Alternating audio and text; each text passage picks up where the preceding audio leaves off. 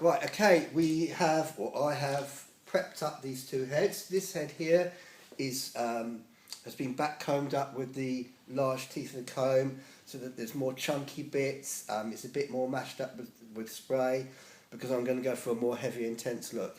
This head here, we've got more sort of finer strandy pieces, and I won't be going in quite so deep with the scrunch colour. So all I do, well not all I do, but what I do is in my attractive black gloves, put my colour, and basically using my fingers, I'm going in and scrunching through from the ends to the middle lengths of the hair that's actually sticking out. Now the whole purpose of this is that when it gets washed and then we dry it, this will mingle in with the natural hair, almost creating a technique, or sorry, an effect very similar to highlighting or hair painting.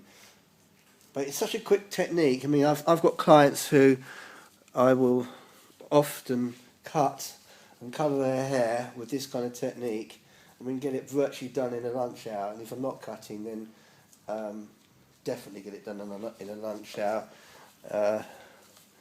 You know, it's ideal really. And the way I'm doing it here, this is very little commitment. It just grows out. It won't be very noticeable as it grows out. And obviously we're not going into the roots. Now on this head over here, where this could be you saying to me that you're actually up for a little bit more of a dynamic, bigger change, more effect, I'm going to scrunch it with the whole hand. I'm going in quite deep. So, I mean, the purpose is not to get an all-over coverage. Having said that, you could. I had one of my clients the other day with quite grey hair that she'd been on holiday and it had gone a little bit sort of yellow in the ends. We used this technique to quickly colour it for her, but tone it down a bit. And we actually didn't back comb it. We just made it all stick up with hairspray and scrunched it in. But the advantage is that you don't really get such a you don't get like a heavy regrowth effect that like you would with an all-over colour.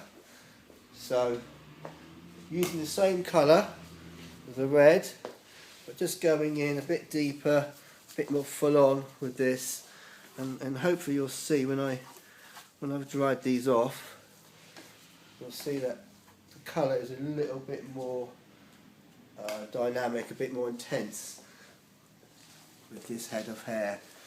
And really the way I personally work and what I ask my team to work is we tend to recommend you have your haircut done first, and then we accessorise your cut with the appropriate colour technique after. But if you're unsure and you're like a little bit sort of confused about what to do, but you are interested, I would suggest you just come in and have just a chilled out consultation and get some inspiration. Right, this is probably enough.